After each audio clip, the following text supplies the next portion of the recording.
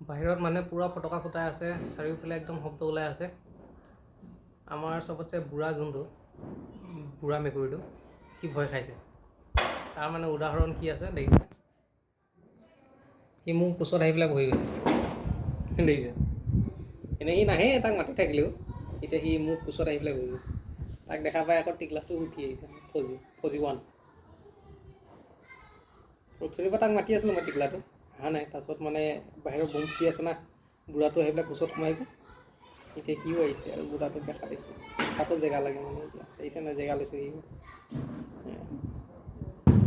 চব একে ভাই ককাই একে মাকৰে। বুঢ়াটো ভয় খাইছে, সেইকাৰণে সি আহি পেলাই কোচত গৈছে, নহ'লে সি নবহে এনেকৈ গৈছে।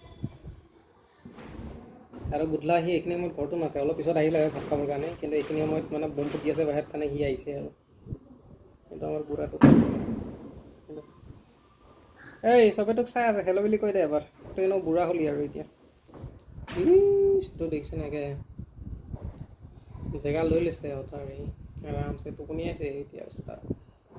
এই নুশুবি এতিয়া, ভাত খাব লাগে এতিয়া, ধুমাধুম ভাত বনাব লাগে। কাণ খাৰা আছে কিন্তু, বাহিৰত যে বম ফুটাই আছে তাৰ কাণ পূৰা খাৰা আছে।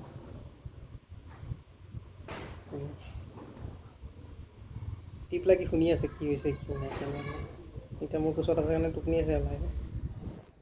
বাকী এতিয়া আৰু মাছ বইল কৰি পেলাই সিহঁতক খানা দি দিম।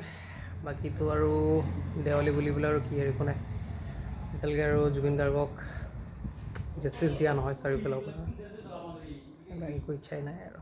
যিয়ে নহওক সিহঁতক খানা দিব লাগে।